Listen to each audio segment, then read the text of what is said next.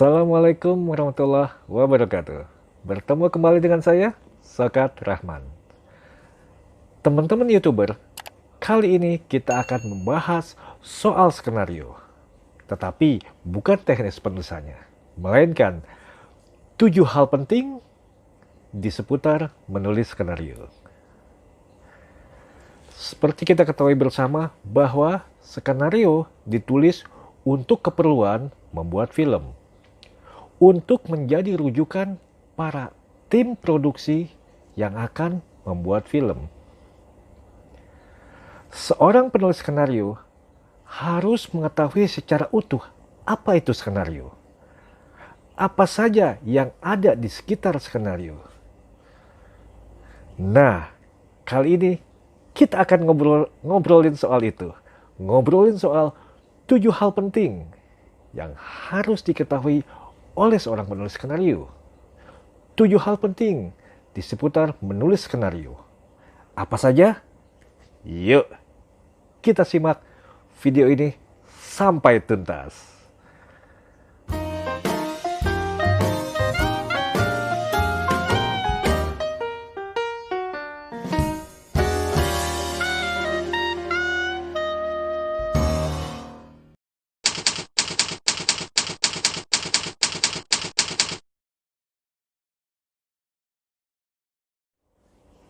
Teman-teman YouTuber, poin pertama dari 7 hal penting itu adalah bahwa kita harus mengetahui apa itu definisi sebuah skenario. Seorang penulis harus tahu apa itu skenario. Ada banyak definisi skenario yang diutarakan oleh para guru penulis skenario. Guru-guru yang mengajarkan tentang skenario memberikan pendapat mereka tentang apa itu skenario. Salah satunya adalah Sid Field, seorang guru besar dari Amerika Serikat. Dia mengatakan bahwa skenario adalah cerita yang disampaikan dengan gambar.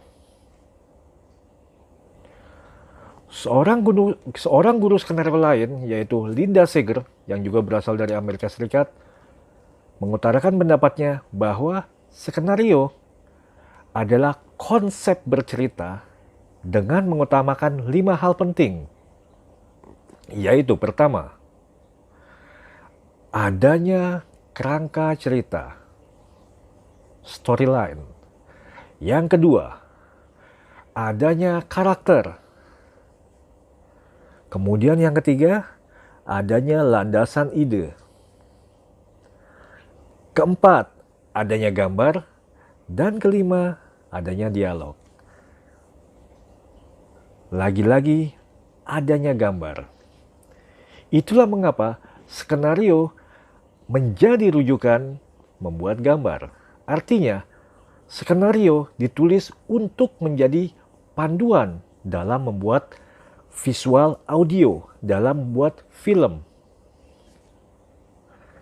Jadi secara garis besar dikatakan bahwa skenario karya tulis teknis yang disampaikan dengan filmis, yaitu teknik perfilman, teknik penulisan yang mengutamakan gambar yang nantinya akan bisa direkam oleh kamera yang menjadi acuan para pembuat film. Itu skenario. Itulah definisi sebuah skenario yang harus diketahui oleh penulis.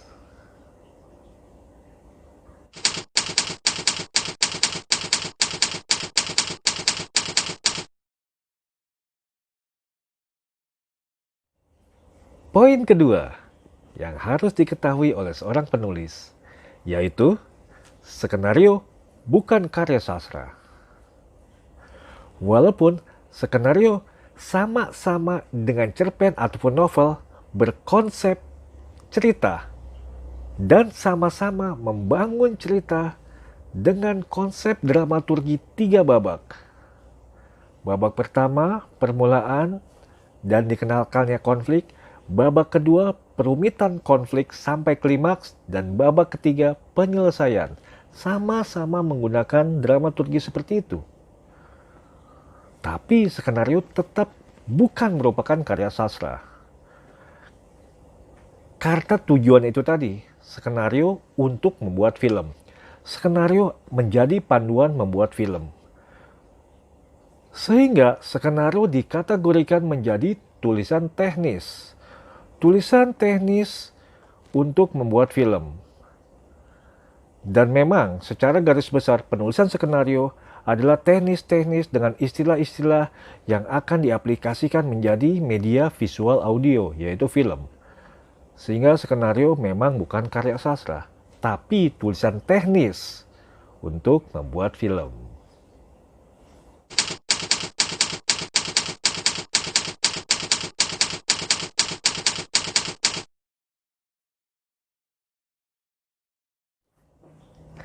Pada poin ketiga, yang harus diketahui dan diingat oleh seorang penulis skenario adalah bahwa skenario ditulis hanya untuk kebutuhan membuat film. Ini juga yang membedakan dengan cerpen ataupun novel.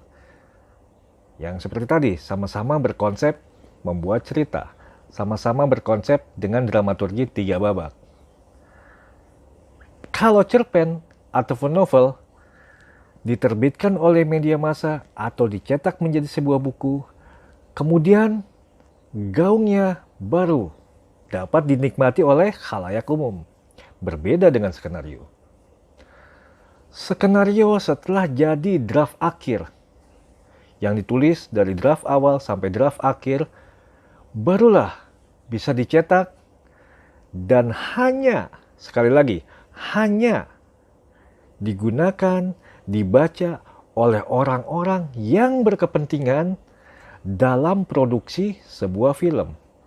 Skenario tidak bisa atau tidak ditujukan untuk umum. Itu yang membedakannya. Skenario hanya untuk membuat film.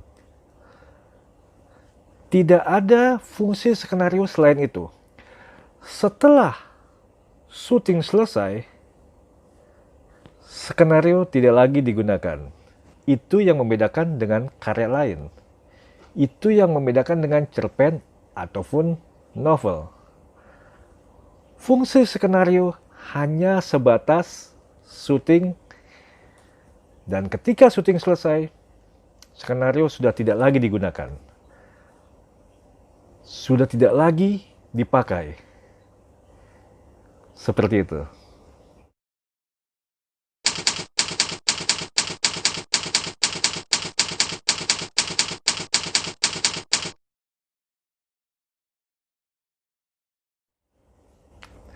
Kemudian, pada poin keempat, harus diketahui bahwa skenario adalah bukan proses akhir. Kalau kita melihat poin ketiga tadi, bahwa skenario hanya ditujukan untuk produksi film, dan ketika syuting selesai, skenario tidak lagi dipakai. Artinya, tugas skenario sudah selesai. Tetapi, karya akhir sebuah skenario adalah bukan tulisan itu sendiri. Skenario hanya berupa satu bagian dari proses membuat film. Dari keseluruhan proses membuat film, salah satunya yang paling awal dilakukan adalah membuat skenario.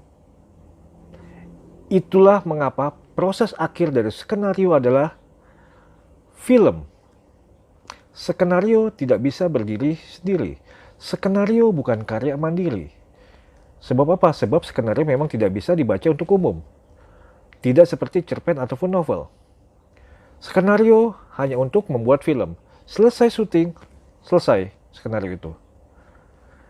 Proses skenario selesai, berlanjut ke proses berikutnya, yaitu film. Itulah produk akhir. Jadi skenario merupakan bagian dari proses pembuatan film.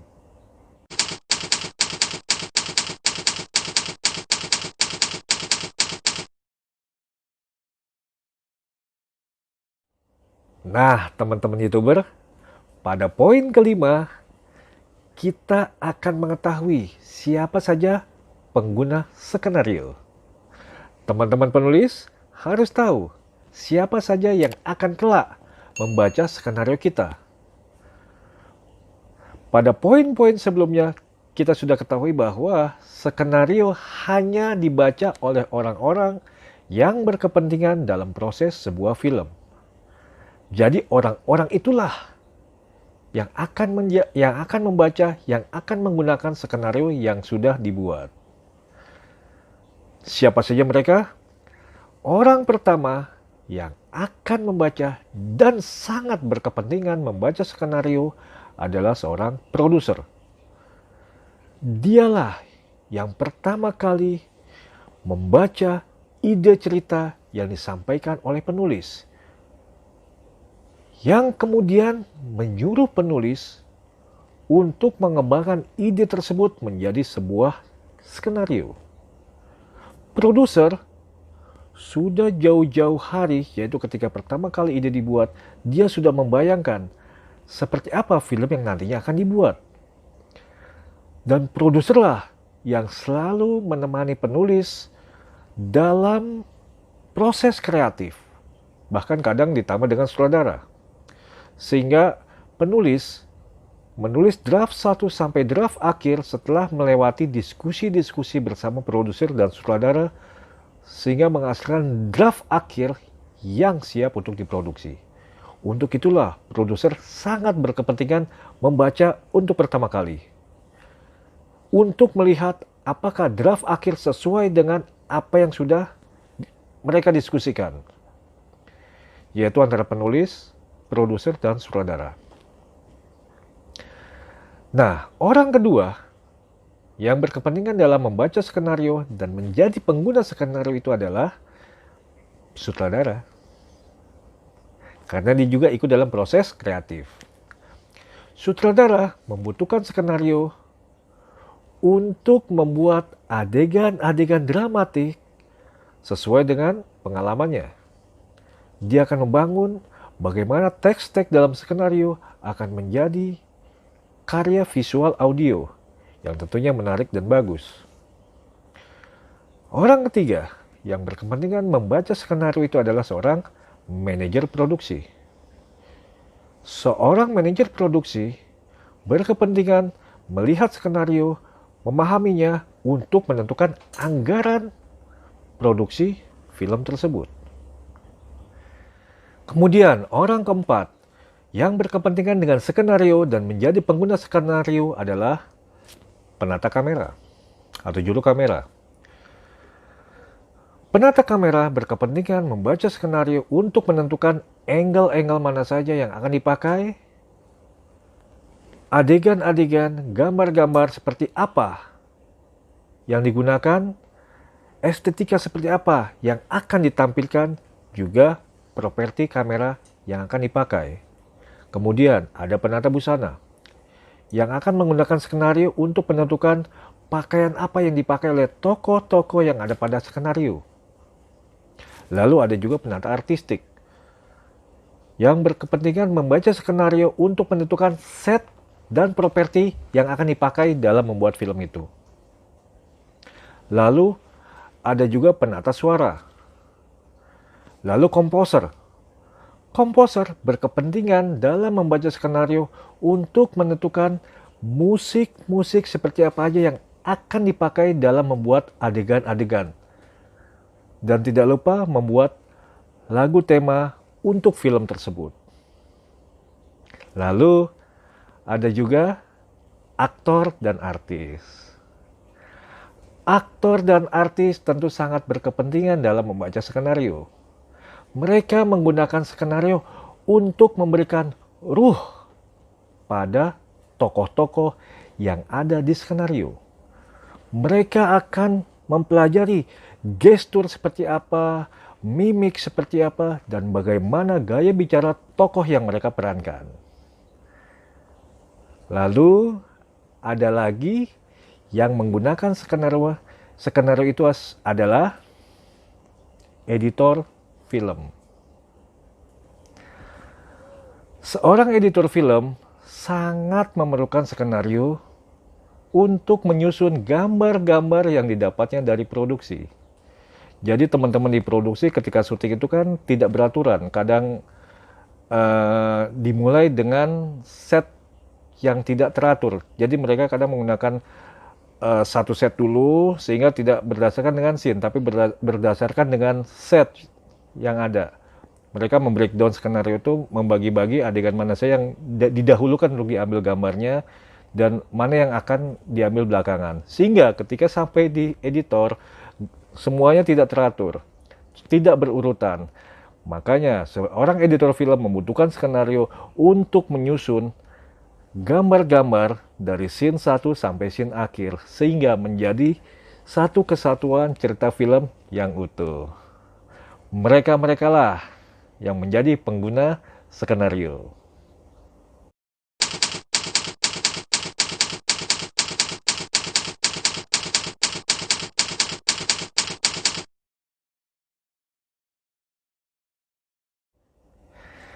Setelah kita mengetahui siapa saja pengguna skenario, kita juga akan mengetahui kalau skenario bukan hasil kerja perorangan. Itulah poin ke-6. Skenario bukan hasil kerja perorangan. Tadi sudah saya singgung bahwa skenario ditulis oleh seorang penulis, lalu dia menulis draft 1 sampai draft akhir melalui proses kreatif. Proses kreatif ini melibatkan produser dan kadang sutradara. Sehingga akan terjadi kolaborasi ide, percampuran buah pikir dari produser, sutradara, dan penulis. Sehingga ide yang pertama kali dibawa oleh penulis ke produser, kemudian berkembang dan menjadi satu konsep cerita yang utuh, yang disepakati oleh 3 kepala. Jadi penulis membuat skenario berdasarkan masukan dari produser, masukan dari sutradara, digabung dengan pikirannya, imajinasinya, sehingga menjadi konsep satu kesatuan yang utuh. Sehingga cerita yang akan menjadi draft akhir merupakan hasil kerja kolektif. Skenario merupakan hasil kerja kolektif.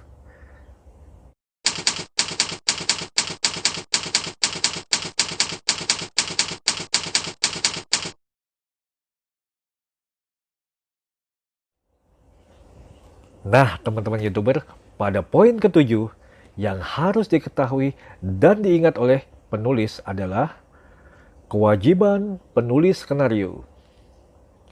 Kewajiban ini menyangkut kredibilitas nama baik penulis.